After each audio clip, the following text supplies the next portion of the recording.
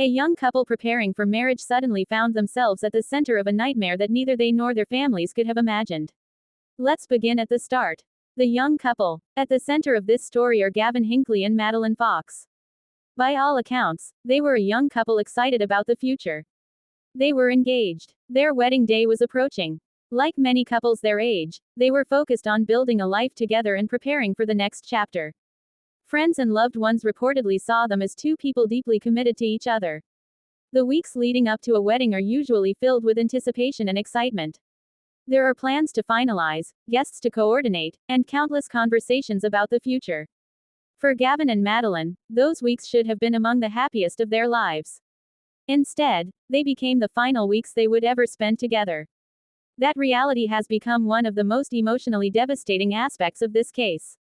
What happened next would leave one family mourning a son and another family watching a young woman fight through unimaginable injuries. The day of the crash. The crash occurred in September in Beaumont, California. According to prosecutors, Riverside County Sheriff's Deputy Glenn Wilburn was responding to reports of shots fired in a nearby area. Emergency calls often require rapid response.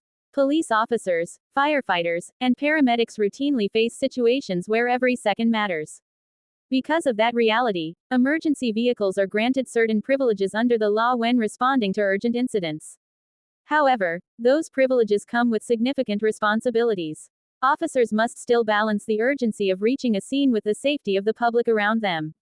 That balance now sits at the heart of this criminal case. Investigators say Deputy Wilburn was traveling with lights and sirens activated while responding from Beaumont toward Calamasa. According to prosecutors, he was driving at approximately 100 miles per hour. As he approached an intersection on Cherry Valley Boulevard, investigators allege he entered the intersection and collided with a civilian vehicle. Authorities say the impact occurred at approximately 71 miles per hour. The vehicle struck was carrying Gavin Hinckley and Madeline Fox.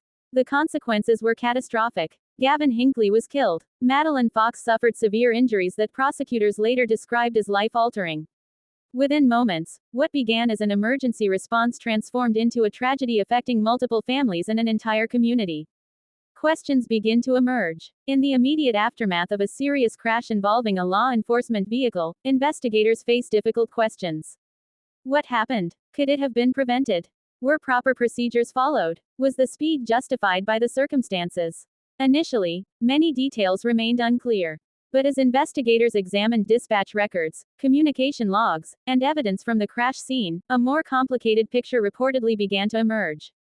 According to information later announced by prosecutors, dispatch communications suggested deputies had already reached the location associated with the shots fired call.